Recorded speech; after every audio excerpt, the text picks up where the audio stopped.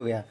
देखिए, Indian panel code के section जो है 153 यानी 153 ए और बी, 505, उसके बाद जो है आपको 468 है, 120 बी है, यही सारी धाराएं हैं। फिर आपको जो है वो आईटी एक्ट 2000 ये भी धारा लगी हुई है मनीष कश्यप पर। जी नहीं आ रहा है। बिहार का सबसे ज़्यादा सम्मान किसी ने बढ़ाया है मेरे देखने में तो मनीष कश्यप ने बढ़ाया है। लेकिन जब भी बिहारी मजदूरों पर कोई अत्याचार हुआ तो वो आदमी लड़ा और लड़ करके आज जो है देखिए कितना दुर्गति पर लोगों ने पहुंचा दिया।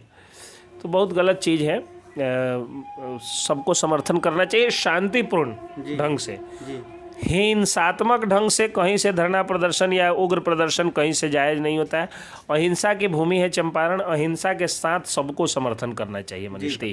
मनीष काश्यप भी इसी धरती से हैं, आप भी इसी धरती से हैं। किस पार्टी से मनीष काश्यप जो है, पत्रकार जो मनीष काश्यप है, किस पार्टी से ताल्लुक़ रखते हैं? मनीष कश्यप किसी पार्टी से ताल्लुक़ नहीं। अगर किसी पार्टी से ताल्लुक़ रखते तो हम लोग उनका समर्थन ही नहीं करते, वो पार्टी उनका समर्थन करती। वो पार्टी के प्रवक्ता आकर के टीवी डिबेट में रात दिन चिल्लाते, उसके लिए आपको मेरा इंटरव्यू नहीं लेना पड़ता। तो मनीष कश्यप किसी पार्टी के समर्थक नहीं है। हाँ, एक चीज़ तमाम विरोधी जो है चिल्ला रहे हैं कि इनका सपोर्ट कर रहे हैं, उनका कर रहे हैं। ये पत्रकारों के साथ हमेशा होता है। जैसे यही रवीश कुमार है जो मनमोहन सिंह के खिलाफ दिखाते थे न्यूज, उसके बाद ये दिखाने लगे नरेंद्र मोदी पर, तो फिर लोगों ने कहा कि ये मोदी विरोधी है। तो फिर जो है वो चूंकि मोदी सत्ता में है तो जाहिर सी बात है कि इस पत्रकार सवाल उनसे पूछेंगे।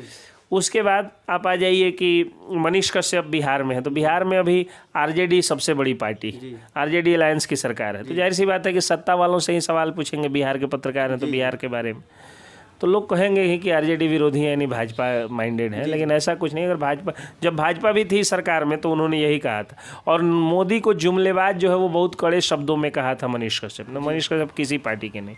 जी सर, एक लास्ट हमारा सवाल है, सच दिखाने का जो है ताकत रखते हैं, दिखाते हैं, तो उनको जो है सरकार दबाने का प्रयास करती है, तो उनके लिए क्या कहना चाहेंगे आप, जो लोग दबाते हैं? दो बात है। पहली बात तो ये कि आप छोटे पत्रकार हैं ही नहीं। सबसे बड़ी बात तो ये है कि आप व्यूज के मामले में भी छोटे नहीं हैं, आप पैसा कमाई के मामले में भी किसी से छोटे नहीं हैं, और आप खबरों के असर के मामले में भी छोटे नहीं हैं। आज पिछले 10 सालों से किसी अखबार के खबर पर एक भ्रष्टाचारी सरकारी बकरी का बच्चा भी सस्पेंड नहीं हुआ। आप लोग जो है खबर चला करके जो है अफसरों को भी सस्पेंड करा देते हैं। अभी देखिए कि आप ही लोगों ने खबर चलाया तो दरोगा जी सस्पेंड हो गए, एडीजी पुलिस के द्वारा जो है वो सस्पेंशन हुआ। तो खबर का असर भी आप लोगों का है, व्यूअर्स भी बहुत ज़्यादा है, व्यूअर्स के आधार पे आप लोग पैसा भी अच्छा कमाते हैं, तो बड़े पत्रकार आप ही लोग हैं। पैसा आपका कोई मायने नहीं रखता है, लेकिन समाज आखिर सरकार जो है क्यों दबा दे रही है? ये तो एक बात है। दूसरी चीज़ क्या है, लेकिन आप लोगों को मैनेज नहीं किया जा सकता है, चूँकि आपका न्यूज़ चैनल चलाने के लिए मतलब 5,000 रुपये के बजट से आपका चैनल चालू हो जाएगा, लेकिन सेटेलाइट चैनल चलाने के लिए 200 करोड़ रुपया खर्च चाहिए, अखबार चलाने के लिए करोड़ों रुपया चाहिए। तो करोड़ों रुपया और 200 करोड़ रुपया जो खर्च करके आएगा वो पैसा कमाएगा, और पैसा कमाने के लिए उनको कॉरपोरेट से या सरकार से विज्ञापन लेना पड़ेगा, तो वो लोग मैनेज हो जाते हैं। अगर सरकार चाहे तो मैनेज कर सकती है। विजय सिन्हा जो भाजपा के नेता हैं, जो पूर्व जो है वो स्पीकर हैं, उन्होंने कहा है कि दैनिक जागरण को तेजस्वी यादव ने ऐड देना बंद कर दिया, विज्ञापन देना बंद कर दिया। और बेचारे दैनिक जागरण अखबार वाले जो यहाँ पे चला रहे हैं तो उनको तो प्रेशर है ऊपर से कि आप विज्ञापन दीजिए, और विज्ञापन बंद हो गया, विज्ञापन से ही कमीशन आता है, तो जाहिर सी बात है वो लोग तेजस्वी यादव के खिलाफ, नीतीश कुमार के खिलाफ नहीं छाप पाएंगे। लेकिन आप लोगों को ऐसी मजबूरी नहीं है। अगर आपको मैं कहूँ कि देखिए ना हमसे गलत कुछ बोला गया और आप हमसे 10,000 रुपया ले लीजिए और मान जाइए, तो आप क्या करिएगा, उस न्यूज़ को चला दीजिएगा, 20,000 रुपये आपको यूट्यूब फेसबुक भेज देगा, तो आप तो दुगना घाटा में आ जाइएगा और मैनेज करिएगा। तो लेकिन अखबार वालों के साथ ऐसी बात नहीं है। अगर 10,000 रुपया का दीजिएगा तो अगर ईमानदार होगा तो विज्ञापन के नाम पर ले लेगा, चोर होगा तो घूस के नाम पर ले लेगा। और यही होता है। इसीलिए डिजिटल मीडिया के पत्रकारों की आवाज़ दबाने के शुरू से कह रहा हूँ मैं, मतलब देशव्यापी एक जो है वो अभियान चलाया जा रहा है, तो उसको सफल नहीं होने देना है। ममता बनर्जी इसमें सफल हो गई है। ममता बनर्जी के राज में जो है वो डिजिटल मीडिया के पत्रकार, आपके उत्तर प्रदेश में देखिए ना, आप लोग उतना बेवाकी से पत्रकारिता नहीं कर पाते हैं जितना हमारे बिहार में आके करते हैं। आपके राकेश तिवारी देखिए हमारे बिहार में आके करते हैं, रवि भट्ट बिहार में आके करते हैं, आप भी बिहार में आकर के देखिए कि इतना सरकार के खिलाफ हमसे भी बुलवा रहे हैं और बोल भी रहे हैं। तो इन लोगों ने साजिश के तहत उत्तर प्रदेश में 50%, पश्चिम बंगाल में 90% डिजिटल मीडिया को समाप्त कर दिया है।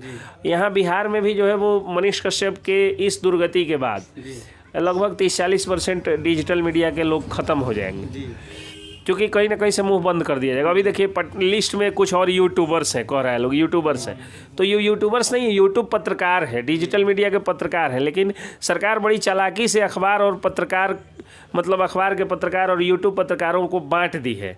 मतलब यूट्यूबर्स जिनका अवसर है उनको करे, ये तो पत्रकार नहीं है, ये तो यूट्यूबर है। तो ये नेता लोग जो है देखिए कि जैसे अपने कल्लई को दबाने के लिए जो भाजपा के लोग हैं वो हिंदू मुस्लिम में बांटते हैं और आरजेडी के लोग जात पात में बांट देते हैं। तो यही चीज़ यहाँ पे हो रहा है। तो इसीलिए डिजिटल मीडिया को सप्रेस करने की कोशिश की जाती है। लेकिन वो बेचारे जो डिजिटल मीडिया के नहीं है, वो लोग निरीह प्राणी हैं। आप लोग निरीह प्राणी नहीं, आप लोग मजबूत लोग हैं, आप आज़ाद हैं। इसलिए अपने को छोटा पत्रकार नहीं कहिएगा, मेरे नज़र में आप ही बड़े पत्रकार हैं। अच्छा, जो ये तमिलनाडु प्रकरण है, इसमें जो है बड़े बड़े टीवी चैनलों पे भी चला था और क्या नाम है, पेपरों में भी छपा था, लेकिन उन लोगों के ऊपर FIR नहीं हुआ। और मैं बोल तो दिया कि उनको विज्ञापन के साथ सेटिंग की जा सकती है, आप विज्ञापन नहीं ले पाते हैं जी, तो इसलिए जो है वो उन पर FIR नहीं हुआ, जाहिर सी बात है। और विज्ञापन जाके देखिए ना जिन अखबारों में, उनको देखिए सरकारी विज्ञापन कितना मिलता है। तो बस जाहिर सी बात है कि सरकार जिसको देगी उससे वो जैसा चाहेगी करवाएगी। तो सरकार को तो मतलब आम जनता तो ऐसे भी छोड़ चुकी है। अखबार अब कहाँ कोई पढ़ता है, कोई अखबार टच नहीं कर रहा है। हम लोगों का अखबार है, खबर का अवसर देता है तो लोग जो है वो शेयर करता है। बाकी अखबार के पत्रकार तो अखबार का फोटो खींच करके और उसको अपने से शेयर करते हैं फेसबुक पर। मतलब जनता शेयर नहीं करती, आप लोगों को तो जनता शेयर करती है। आप मेरा इंटरव्यू चलाइएगा, हमको लगता है कि 1000+ शेयर होगा। तो यही चीज़ है, वो लोग जनता के पत्रकार नहीं है, जनता के पत्रकार आप लोग हैं।